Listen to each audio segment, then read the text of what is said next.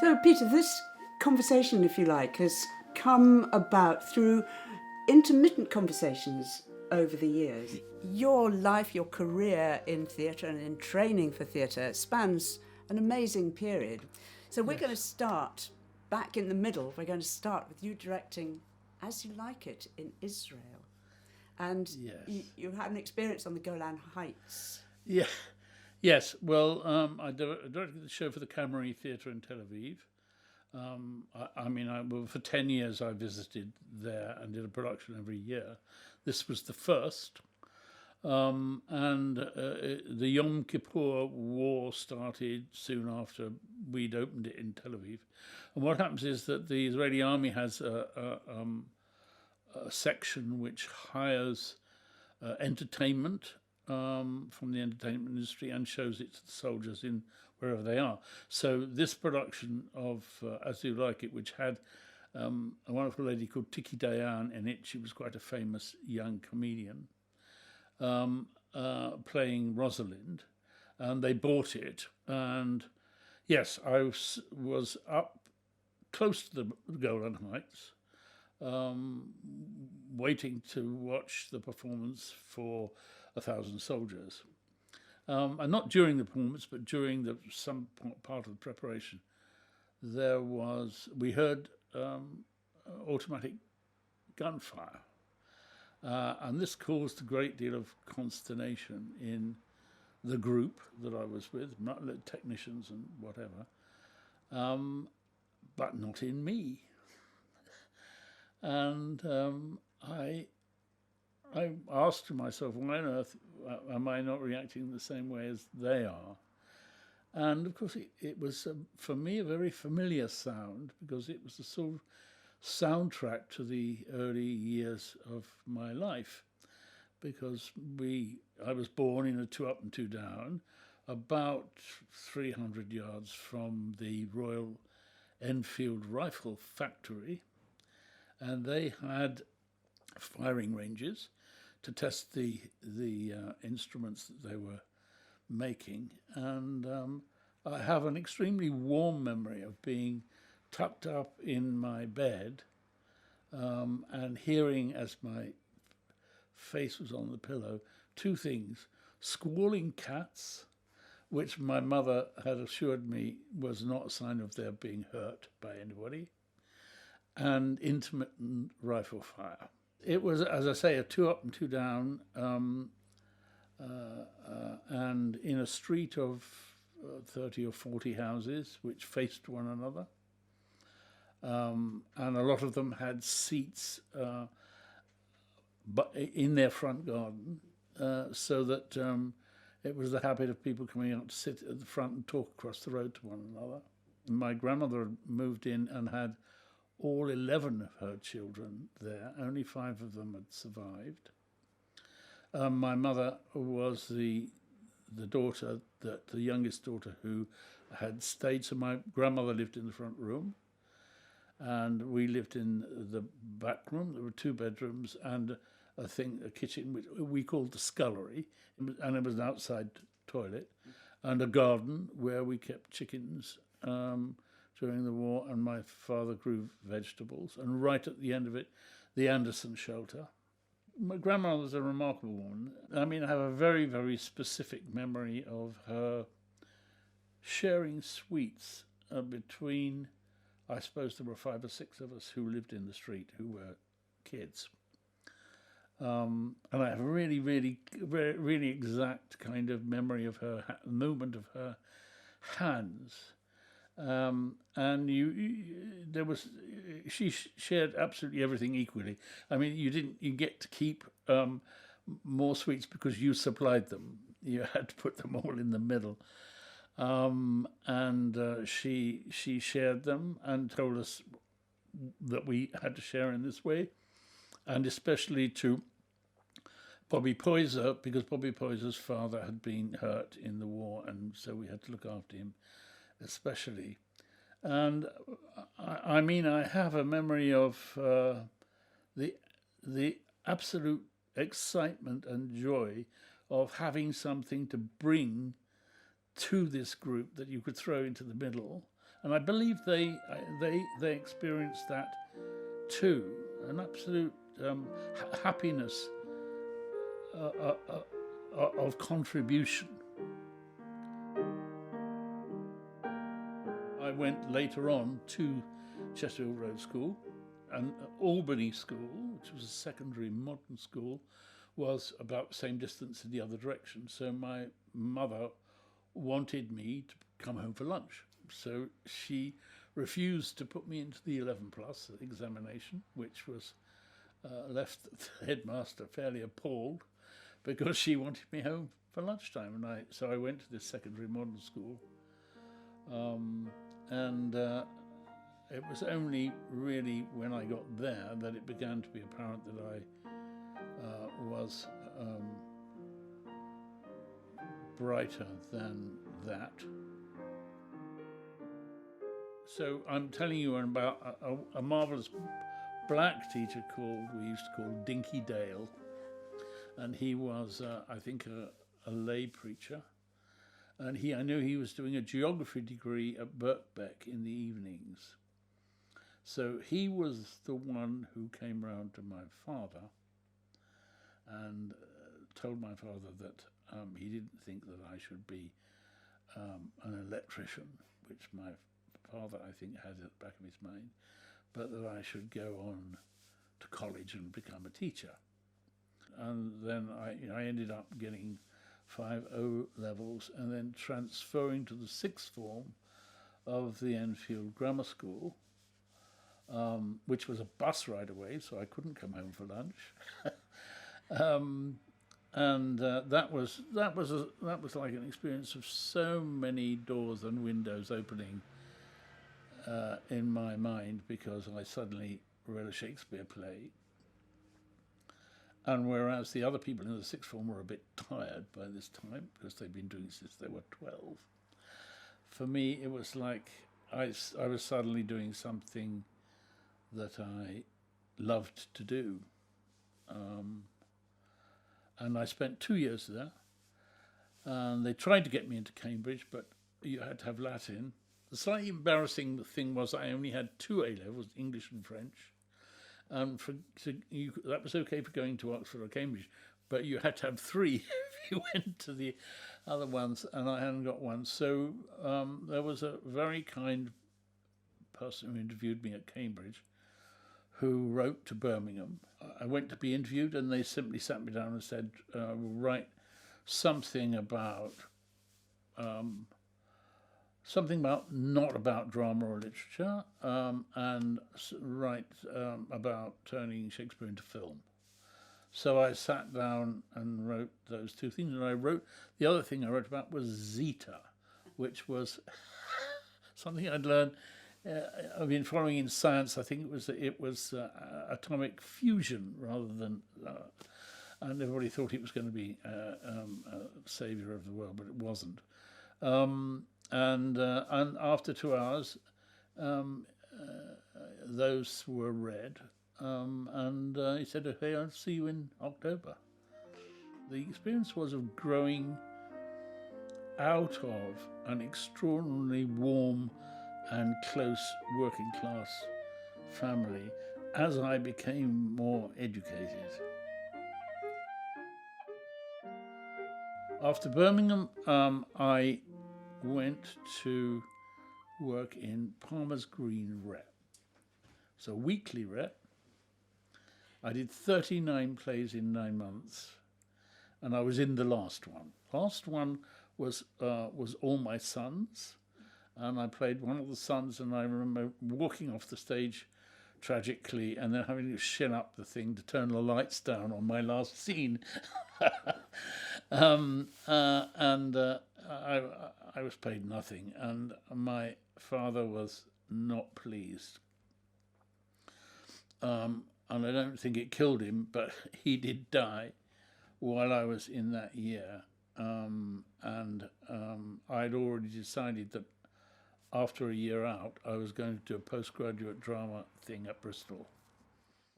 I was very angry during that year because my father had died.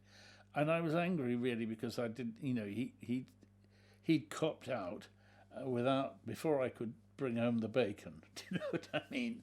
He was still in a state of disappointment that I was being paid 13 quid as an ASM. You know, I can absolutely understand it in hindsight, but it made me very angry that he died, and alongside a great time that I had in Bristol, because it was a buzzy place. Tom Stafford had only just moved out, and there was students who had known him, but there was a lot of angry behaviour. I know when I look back on it, because I think I was not in a great state. Worst of all, when I came home at Christmas, our house had turned into a woman's house, because my mother and my sister lived there, and it was a strange place to be for me. I'd gone to Bristol thinking I was going to be doing an MA and maybe a PhD, but then halfway through the year, various other activities matured. One of the things that happened at the Sunday Times Drama Festival was that Terry, Hans and I had met Martin Jenkins, who was at Liverpool. And we had spoken about having a company, our own company, when we left university. And at that time, making a company, we all thought we needed a theatre building. It didn't occur to it. It was only 3 or 4 years after that the LAMDA company came from America and showed us that all you needed was a van. But then Martin, who was in Liverpool, told us about the old Hope Hall. Hope Hall was a nonconformist chapel, which had stopped being a chapel and started to be a weekend cinema for the African, Afro-Caribbean and Chinese films. So weekends there would be films from China and Africa, and in the basement there was a sort of jazz going on. I remember Alexis Corner performing there, so it was quite a high standard.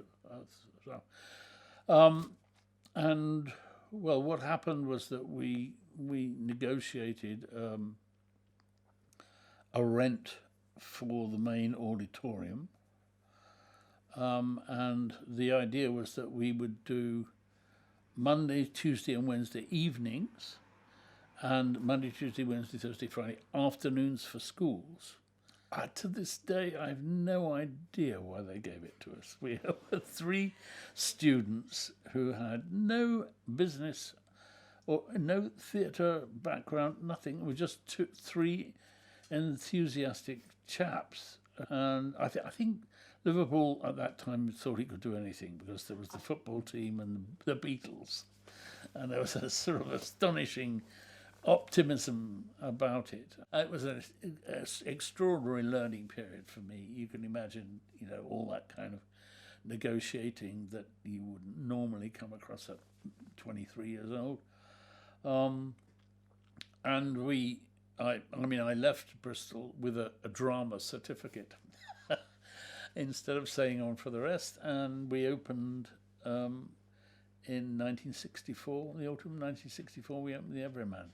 Well, I don't think we thought it was going to last more than a year or so. I don't think I'd had a conversation with Nat Brenner, who ran the Bristol Vic Theatre School, and I think he was mildly patronising, but he was helpful. And, it still is a surprise that it's there now. And I think what happened was then, the 3 boys who had a list of plays had gone, and I had suddenly realised that I was in Liverpool. And really what the next 5 years about, it became the Liverpool Everyman. The poets performed in the back. I commissioned a play from Roger McGough. We did a documentary about the building of the Roman Catholic Cathedral. So we invited Liverpool into the theatre, really. And I think that was me, growing up, really. I mean, I'd got to know Roger McGough during the first couple of years. And I had a nodding acquaintance with Brian Patton and Adrian Henry. I asked Roger to write a play, he wrote a series of sketches that which were almost a play, but they were inimitably his style. And the Scaffold Review group was also, of course, part of that. Roger was in that, and Paul McCartney's brother, and another very funny comedian. 3 people. I didn't direct them, but because they were undirectable. But I put them on in the Everyman, and then they went off to the Edinburgh Festival and did their tours around the clubs and so on. And so, I mean, that was the main Liverpool contact. But at the same time, we decided we would do, because we were in Hope Street, and at either end of Hope Street, is the Roman Catholic Cathedral and the Anglican Cathedral. So we did a documentary on the making of the Roman Catholic Cathedral, and it sort of, because it looked like a Sputnik, it actually, at the end of the show, rose up into the heavens. I mean, a lot of it was kind of daft, but it was Liverpool, and of course, Liverpool Poets then they published, it was a huge publication and a huge party that went on for days. And I can remember coming back and opening the theatre and going back down to the party, and then coming back to the theatre and sleeping on my office floor, and then going back to the party. It went on for days and days, and with a very and the Beatles popped in, and it was a very famous city. It was still heavy lifting. I mean, it wasn't until I handed over to Alan Dosser that and Frank Dunlop, who had come up and said to me, you want to come and open the Young Vic with me? And I said, well, I'm very, and he said, it's not going to close now. The building hadn't opened; it was still being built, being finished. Yes, it was called the National Theatre at the Young Vic. Was what we were known as. So yes, I went through those last stages of the building being finished. Bill Hull, the architect, and an ecclesiastical builder from Liverpool. So we got on terribly well because he knew that I'd been at the Everyman, and it was, of course, an astonishing building because it was built for £60,000, and the money was the money that Rosencrantz and Guildenstern are dead had made in New York. There was a surplus that Frank managed to grab, and the £60,000 built, this Breeze Block theatre with the butcher's shop being the entrance to the theatre and the foyer, and the everything in the butcher shop was used. The slab of marble became the slab of marble on the coffee bar thing, and you walked into a butcher shop. All those lovely tiles that were up used to be the entrance, and it became astonishingly fashionable. I mean, it became the place to be, and there were stars were there every night, and it was. And I remember whoever it was in the Times called it a rumpus room, and that was a lovely thing to call it. It was beautiful little theatre. The space that Bill Howell had in his mind was wonderful, wonderfully flattering to actors, and with a genuine feel of community about it, because there was no way you could have dear seats and cheap seats. They all had to be the same price. This was all terribly new at the time. That's it's difficult because it's become a sort of common practice in all sorts of ways. Nobody that had been employed had ever done the job that they were going to do before. So the person who was doing front of house had been a backstage person, and the other way around. And everybody was doing something new. And I can remember having to sit everybody down and say, "This, what these are the tasks for the day. This is what you have to do. This is what you have to do." And we all worked out what we needed to do, and everybody settled in the end and did it. And it was a very, very happy, egalitarian kind of time. And I was there for 2 years and did my first London productions that were reviewed by all the national newspapers. So suddenly there was a kind of arrival that hadn't happened in Liverpool. I was in a world that I hadn't been in before, and that there was a community. Suddenly, I got to know that the people at the Royal Court, so people like Bill Gaskell, and I became, as it were, one of them. And I was, extremely new. I had a terrific time with Little Malcolm and his struggle against the eunuchs. Frank went on tour, and I did a season with Ted Hughes' work and Julius Caesar. So it was a very productive time for me. And then Larry got ill, and suddenly Peter Hall was going to be the director of the National Theatre, and it became a different sort of institution, because I knew when I was casting Twelfth Night from the National Theatre, I could go around the dressing rooms and ask any one of the actors. I could persuade them to be in my production, because that's the sort of place that Olivier ran. Peter Hall's National Theatre was quite different. If you weren't going to be one of the associate directors, you were outside the room where all the decisions were made. By that time, I had an agent, Jimmy Sharkey, who just said, just reminded me that there was a world outside the National Theatre, because those big companies have a way of persuading you the only job worth taking is the next one they're going to offer you. And with extraordinary apprehension, I left. And I left to go and run Sheffield Crucible, to what I think, in hindsight, was the happiest time of my life. I can remember going up there, and I'd catch a taxi to go back to London, and they'd say, you have anything to do with that place? And I would say, no, nothing to do with me, because I knew they were going to lambast the place. And they all thought it was a white elephant, and and even the council was saying, and when is it going to turn out a profit?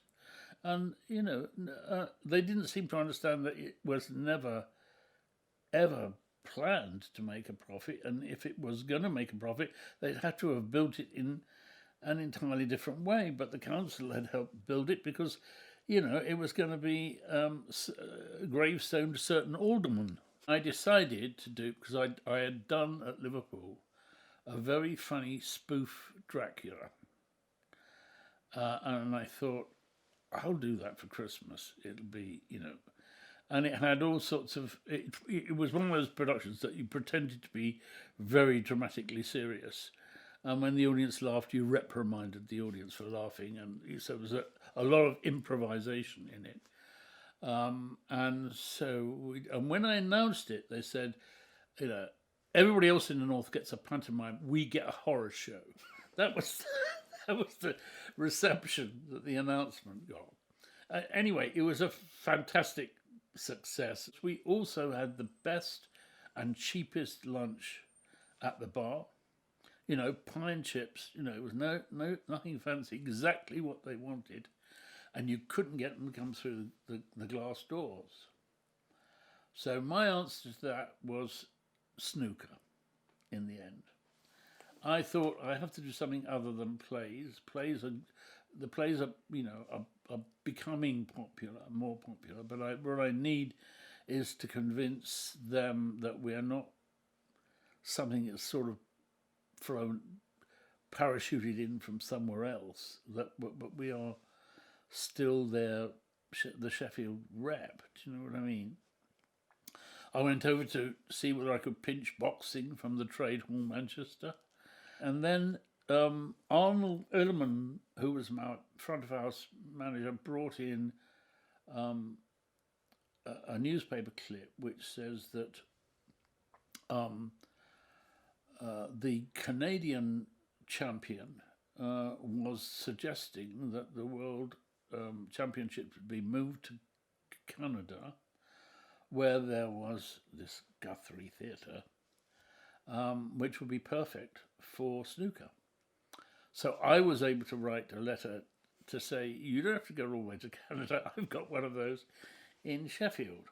And that resulted in the man from Embassy Cigarettes, who was the sponsor, and I won't remember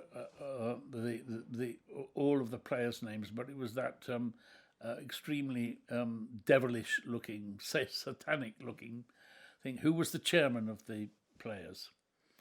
They all came up to lunch and looked around, and we did the deal.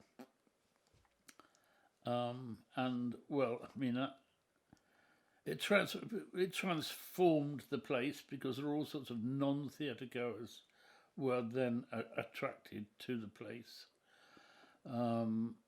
And we did, the bars served 40,000 pints of ale over the 2 weeks, and awful lot of cigarette marks on my carpet, I'm afraid.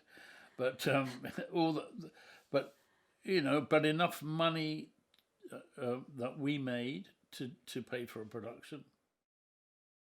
We'd done some outreach work in the Everyman, and I'd gone to Rochdale and I'd talked to a group, and I'd said at the end, if any of you are ever in Liverpool, you want to be shown around the theatre, I'd be very happy to.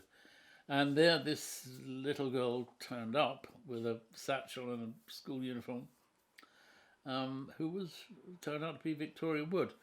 David Leland, who was one of my associates, had seen her down doing something down at the Bush, and said, there's a very interesting girl down here doing stuff, and I think so. We commissioned her to do the first play, and it was a co-commission between us and the Bush, and we did Good Fun.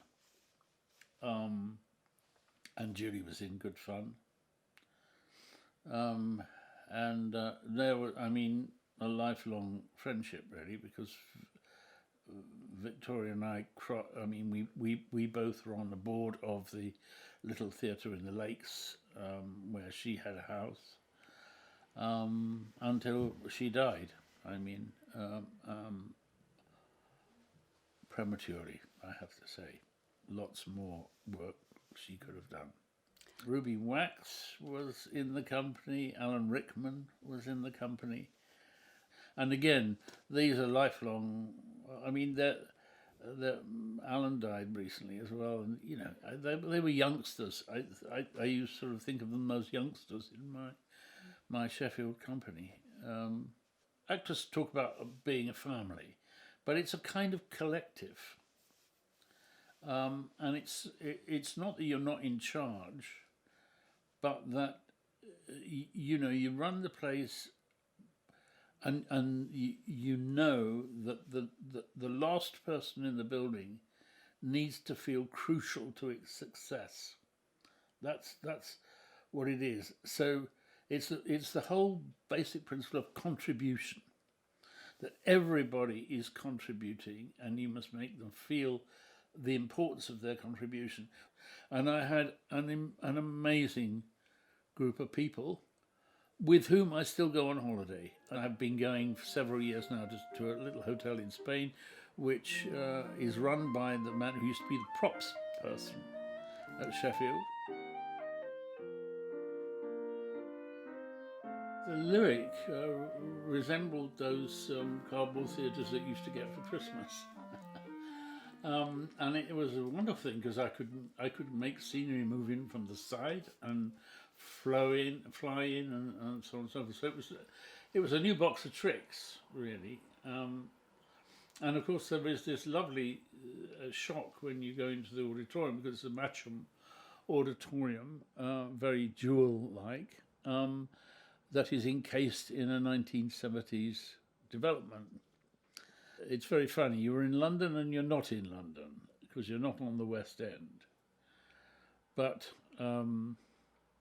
and it used to show in the reviews, if they didn't like what you were doing, it was, have to go all the way out to Hammersmith to do this.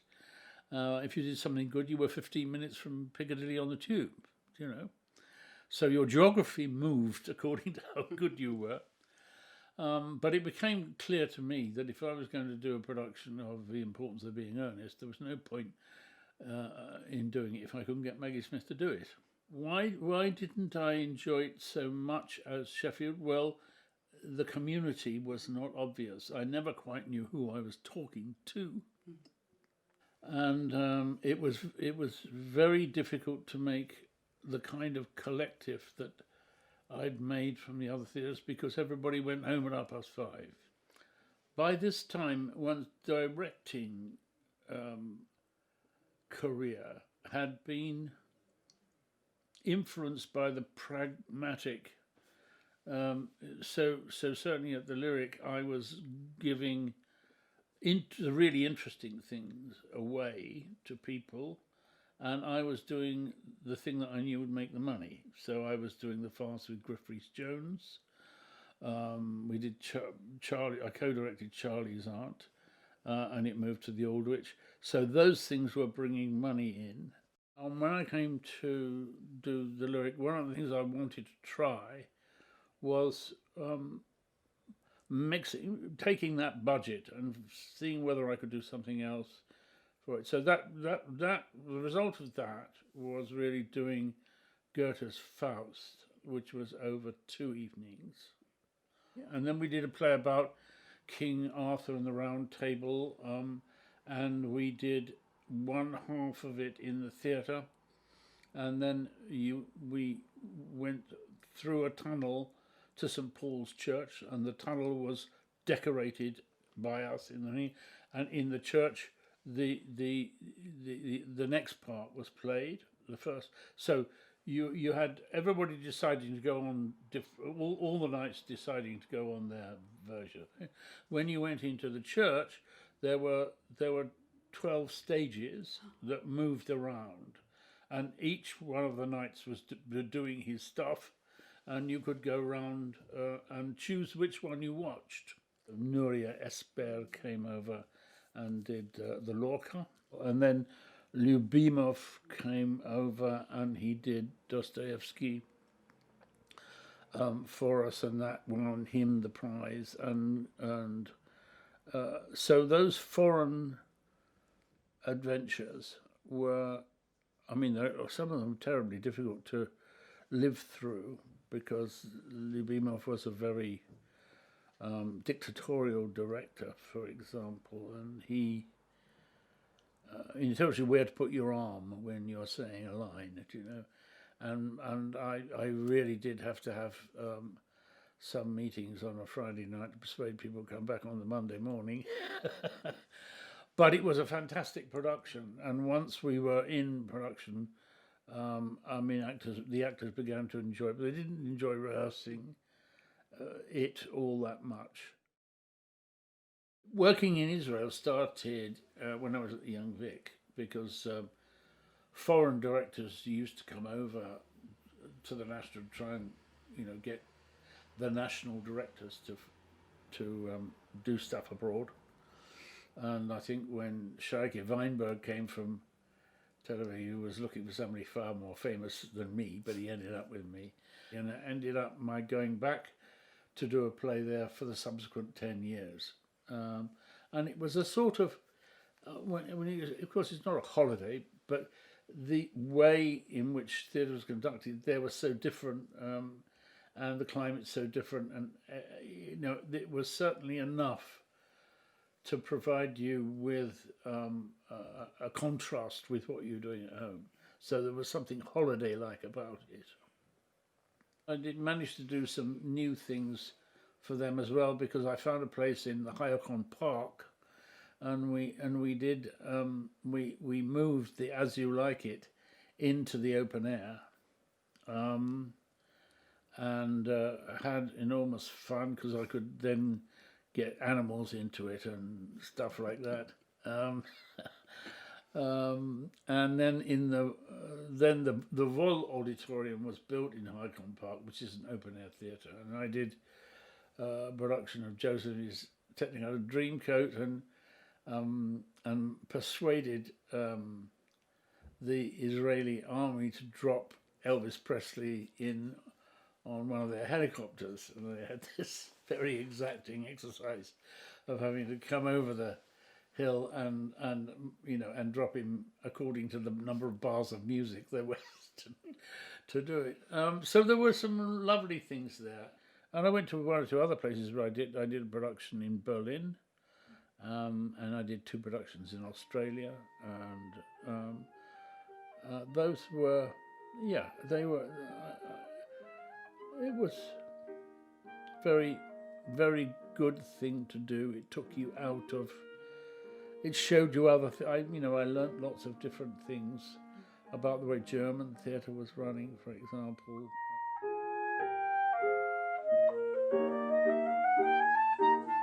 The Lyric was my London theatre. There's only half dozen people who get a London theatre in I'd applied for the National Theatre and hadn't got a reply. So, but I thought I'd better do that, because I didn't want to ever regret not doing it, So I went on the road, and what became obvious as a director was that I was going to get endless productions of Somerset Maugham that would go on the road, and there'd be talk about bringing it in, and then it would fail to come in. I knew that perfectly well. And I thought, well, this is going to be a very boring later in life kind of job. And then Patrick Fraser, who was a stage manager I'd used professionally during my time, contacted me and said, listen, I'm running the technical side of LAMDA, and why don't you come? You fancy being principal of a drama school? I said, well, I don't know anything about them. I've never been to one. I didn't know anything. And anyway, he persuaded me to go along and see. And it was really over 2 or 3 interviews and meetings with Luke Rittner, who was the chairman, who was going to become the new chairman, that I realised that there were things that I could contribute without having to be an expert in Stanislavski or Lecoq or anything like that, because they were looking for a new home, and I loved every minute. I stayed 16 years. It was absolutely adorable as a job. Second only to Sheffield. The lottery was, around with money to build places, and RADA had got an enormous amount of money to rebuild. We were sort of 2/3 of the way through submitting a request when suddenly they made up their mind they weren't going to give money for capital building anymore. And so there was a big decision then. I mean, it was really, was I going to stick with the place, or because this seemed to be a really big letdown. And after talking to Luke, I stayed for what I knew then was going to be a long haul. In 2000, we bought the Royal Ballet School, and we did that by selling the properties that we had. We're selling. I sold Tower House, which was the place where most of the school took place, for £2 million, and I bought the ballet school and the land there for £4 million, having to borrow £1 million, which I knew we could pay back comfortably. But I have to say the board was having conniptions, because I could see these people who thought they were in a quiet little corner doing good, suddenly exposed to all kinds of risk. So most of them gratefully stood down, and we had a new board, and we began to put members on it that were there because they could give things to the place, lawyers and architects and so on. Began to fashion an outfit that could have an entrepreneurial kind of attitude towards what we were having to do. But I well remember the board's face when I went in and said the Allied Irish Bank will lend me £2 million. I wanted Mike Alfreds to be involved. I wanted Max Stafford Clark to be involved. Do you know what I mean? It was very important that people of that sort of good, fine reputation in the theatre was also working in the school. And the Long project was one of the things. It was a second year project. It took place in the last term of the second year, when basically a writer or a director or something, they went underground to produce a piece of work, whether it was going to be an adapted novel or a new piece written or something. They produced something, and at the end of it, there would be a performance of some sort. And if it went well, we could then commission the work to be finished, so that the third year would do that play in their third year, as part of their third year. And we had a huge piece of good fortune, because the first person was Mark Ravenhill, and he did Mother Clapp's Molly House. The National noticed it, and Heitner had a look at it and said, I want to do that at the National. So we had a very special relationship with the National. And he took a lot of the people who were into the National Theatre production. So that was a very special thing to happen. At one stage, there were 27 LAMDA people in the National Theatre Company, and we were yes, I was certainly active in bringing the training closer to the industry.